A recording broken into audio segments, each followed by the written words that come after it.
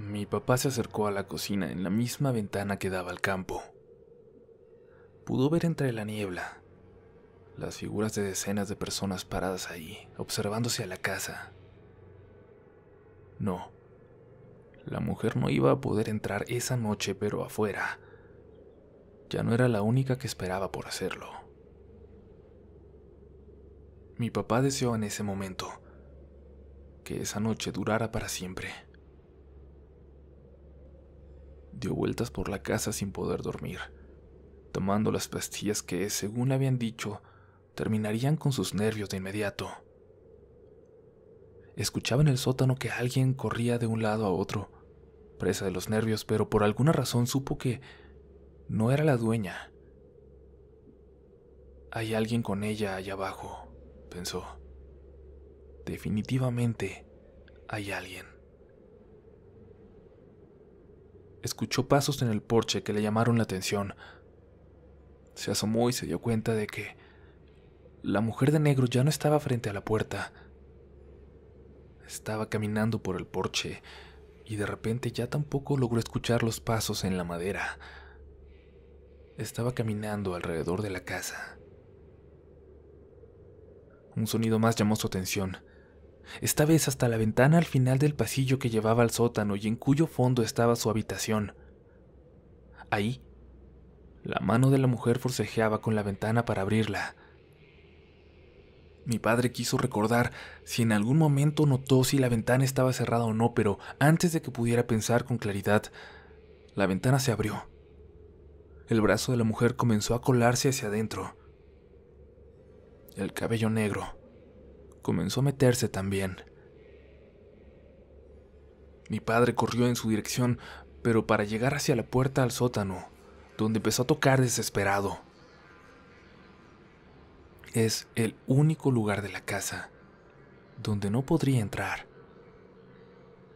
Esas palabras del desconocido no dejaban de retumbar en su cabeza mientras tocaba y tocaba una vez más, suplicando a la anciana que le dejara entrar. Por fin le abrió la puerta y luego de dar un vistazo al pasillo, se lo permitió. Mi papá bajó las escaleras hasta ver la luz de una pequeña lámpara junto a la camita, la única luz que iluminaba el amplio sótano. «¿Qué te ocurre, muchacho? ¿Qué tienes? ¿Por qué estás tan pálido?», creyó entender mi papá.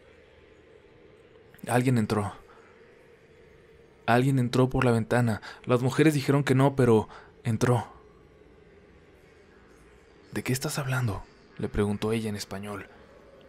No, nada de eso, ¿eh? No, continuó. Mi papá le miró muy confundido, no sabía qué responder. La señora, más que nadie, debería ser la única que podía creerle. La mujer miró el frasco de pastillas en la mano de mi papá. «¿Qué te estás tomando? ¿Qué tienes ahí?». Las pastillas para los nervios que usted me dijo que tomara», le respondió tartamudeando. «No, yo no». La mirada de la mujer era de asombro, de compasión, más que de enojo. «¿Cuándo te las di? ¿Recuerdas? Dime cuándo te las di». Mi papá no podía recordarlo. Las pastillas era como si hubieran llegado a él en algún momento, pero ya no. No lograba recordar cuándo. ¿Cuándo se las dieron? ¿Cómo pasó? Y si no era así, si no había sido ella, ¿de dónde diablos las había sacado? Duérmete un rato», le dijo la señora mientras le señalaba su cama. Mi papá evidentemente se negaba, pero ella insistió. Le prometió que al despertar su mente estaría más clara y miraría todo de otra manera. Mi papá, en el fondo, aunque su mente volaba por las más locas posibilidades, deseaba que todo desapareciera de repente. Era una posibilidad que estuviera imaginando todo. Tenía que ser una posibilidad. Una posibilidad. Eso se repetía a mi padre mientras se quedaba dormido, y con los ojos entrecerrados notaba a la mujer caminar de un lado a otro por el sótano. Mi papá comenzó a soñar que estaba con nosotros en casa, comía con nosotros, todos estábamos juntos en el sueño y todo parecía moverse en cámara lenta. Yo lo abrazaba y mi papá podía sentir ese abrazo como en toda su alma. Luego caminábamos y cada paso parecía larguísimo, pesado. Cada paso parecía tener una importancia fundamental. Volteaba a la mesa y ahí estaba su comida favorita. Se acercaba y comenzaba a probarla. Era la mejor sopa de su vida. Mi madre se acercaba y le decía que todo estaba bien ahora, y entonces él notaba su vientre. Mi mamá estaba embarazada. Él lloraba de felicidad. Le preguntaba por qué no se la había dicho antes. Porque nunca lo vas a conocer, le dijo mi madre sonriendo. ¿Qué? ¿De qué estás hablando? ¿De qué hablas? De nada. Tómate tu pastilla. Ten. Mi mamá le intentaba dar pastillas en el sueño y mi papá se negaba. No, que no, le gritó mi papá. Y entonces eso en el sueño ya no era mi madre. En algún momento mi papá había abierto los ojos y era la dueña del lugar, que estaba casi sobre él, con una pastilla entre los dedos. Antes de que pudiera preguntarle, exigirle que le explicara qué diablos estaba ocurriendo, la señora le intentaba decir entre español e inglés que él estaba gritando, que parecía estar teniendo una terrible pesadilla y que solo quería ayudarlo. Mi papá se levantó y se dirigió a las escaleras. El niño, dijo mi padre antes de salir. El niño está aquí abajo, ¿verdad? No hay niño, muchacho, contestó. Todo eso que ves lo tienes aquí, le dijo mientras se tocaba la cabeza. Eran las 3 de la mañana. Mi papá salió y por primera vez desde que había llegado sentía que podía ver con claridad. La casa ahora le parecía normal, tenebrosa, sí, pero ya no creía ver demonios entre las sombras. Le marcó en ese momento a mi madre desde su cuarto, acostado en su cama ya más tranquilo, e intentó explicarle. Le ofreció disculpas por los últimos días, pero le dijo que ya se sentía mejor. A lo mejor me estoy volviendo loco por vivir en una funeraria, le dijo mientras reía. Imagínate lo que es pasar la noche en una casa enorme, ya de por sí tétrica, que además funciona como la funeraria más vieja de este lugar. Todos nuestros muertos pasan por aquí, me dijeron al llegar.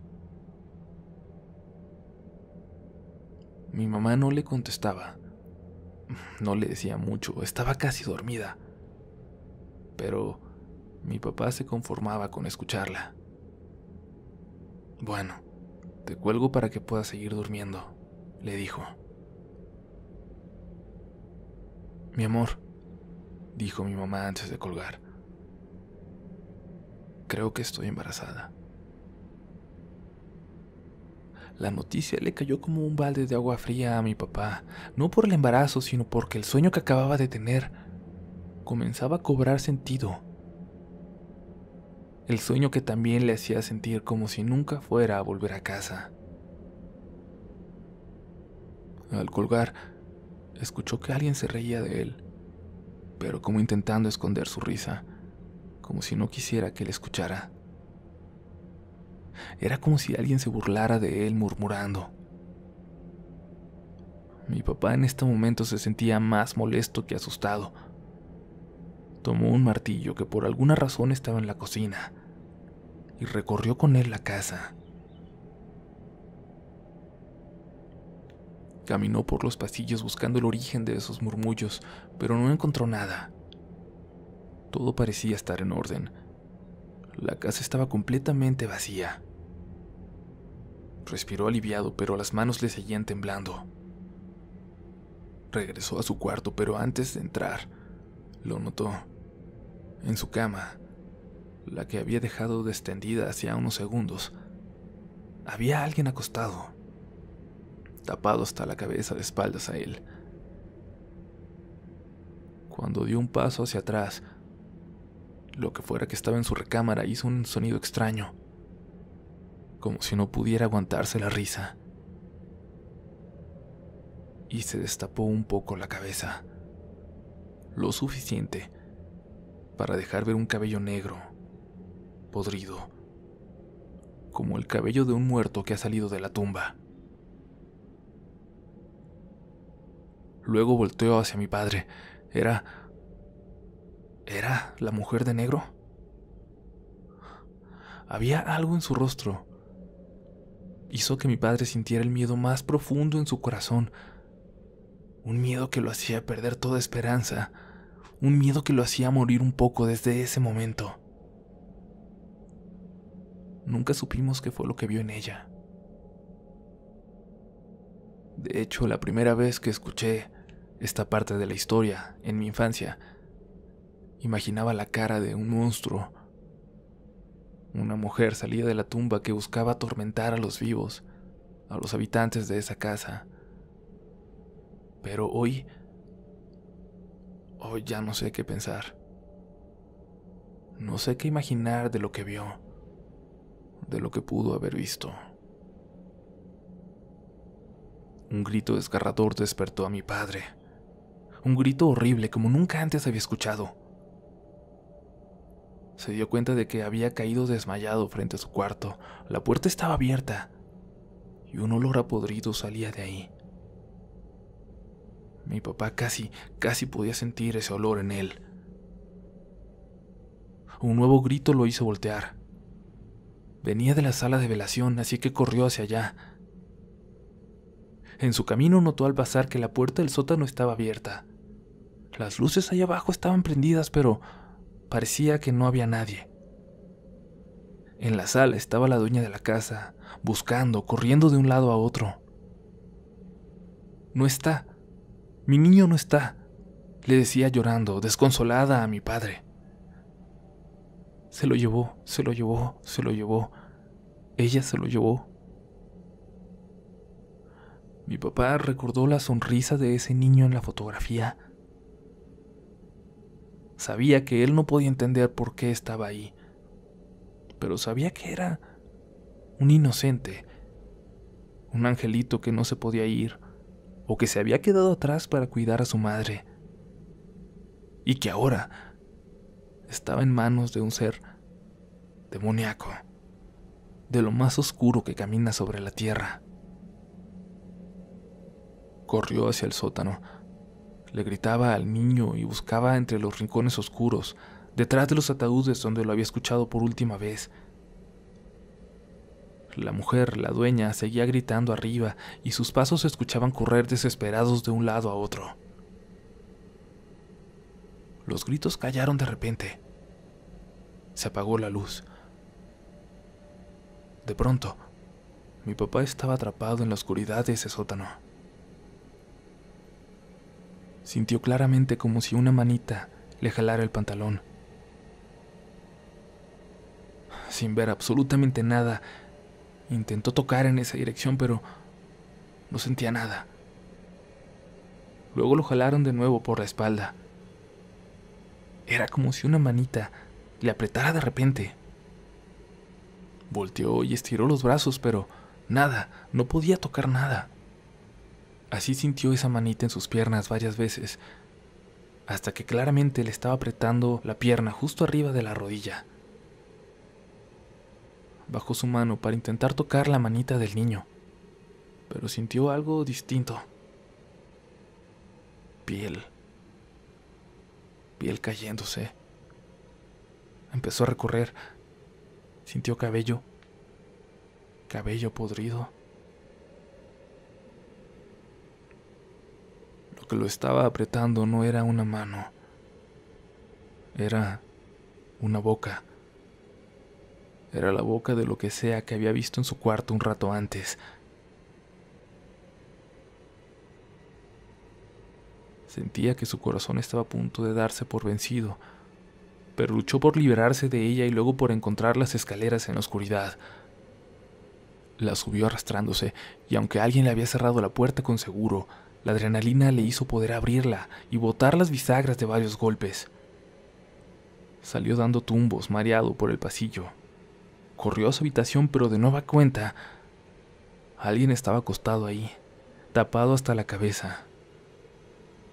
Corrió hacia la cocina y notó a la mujer, a la dueña, mirando hacia el campo detrás de la casa. Lejos, ya lejos, apenas alcanzando a ver, mi padre notó la figura de la mujer de negro, caminando hacia la oscuridad.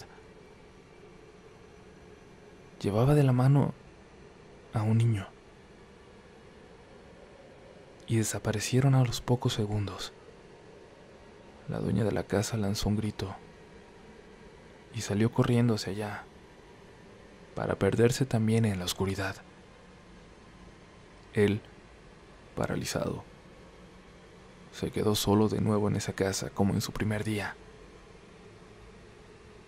Ya no iba a regresar a su cuarto. Alguien estaba ahí. Iba a dejar su ropa, iba a dejar todo lo que había llevado, pero su pasaporte estaba en la caja fuerte de una oficina del segundo piso. Allí había pedido él que se lo guardaran. Así que subió corriendo, entró a la habitación y empezó a intentar abrir esa caja. Había visto cuando pusieron la combinación, pero no había puesto atención suficiente. Recordaba solo el movimiento de los dedos. 2, 3, 2, 4. No. 5, 6, 5, 7. Tampoco. Seguía intentando, de memoria, intentando imitar el movimiento. Y un olor a podrido se acercaba. Se acercaba cada vez más por el pasillo. La caja fuerte se abrió. Por fin había dado, de alguna manera, con la combinación. «Gracias, Dios mío», gritó. Y en ese preciso momento, al decir esas palabras, se escuchó de nuevo los rezos provenientes de abajo, de la sala de velación. A pesar de que la peste había llegado a su puerta, salió de la habitación. Las luces parecían haber regresado, pero estaban más tenues que nunca, mucho menos que media luz. Las luces de la sala de velación estaban completamente apagadas, pero escuchó a las mujeres rezar con toda claridad. Se acercó a ellas para pedir ayuda y prendió la luz. Pero al hacerlo, vio que la sala estaba completamente vacía. Sorprendido, notó que a sus espaldas, ahora, a lo largo del pasillo, estaban las figuras de más de 10 mujeres de negro, cubiertas de los pies a la cabeza, mirando hacia él. Sabía que no se trataba de las señoras que había visto antes. Salió corriendo de ahí, tomó el camino y siguió corriendo sin voltear hasta que sus piernas no daban más, hasta que por el cansancio cayó de rodillas. Amanecía, pero la oscuridad de esa casa, de ese lugar, lo seguía cubriendo. Quién sabe cuántos minutos pasaron cuando escuchó el sonido de un automóvil acercarse. Se detuvo al lado de él. Venían varias mujeres, entre ellas aquella chica que le había advertido. Se bajó a preguntarle qué ocurría, cómo estaba. La señora se fue, el niño se fue, se lo llevaron. Dejé mi mochilita, dejé todas mis cosas allá, decía mi papá entre lágrimas. Vamos por ellas, le dijo la mujer, pero mi papá se negó. Por nada del mundo volvería a la casa. La chica regresó al auto. Le dijo algo a las mujeres, quienes bajaron y siguieron a pie por el camino. Ella le pidió a mi padre que abordara el carro. Voy a llevarte a un lugar seguro. Luego voy a buscar tus cosas y te las voy a llevar, no te preocupes. Ya casi regresas a casa. En el camino mi papá le contó todo lo ocurrido y la mujer no se inmutó. Llegaron a un motel a un lado de la carretera antes de entrar a González. La chica salió del auto y luego regresó con una llave para mi padre. Quédate en tu habitación. Si necesitas algo de comer, pide que te lo traigan. No te vayas a ir, no te vayas a salir. Mi papá se bajó sin nada más que lo que tenía en sus bolsillos y $20 que la chica le dio.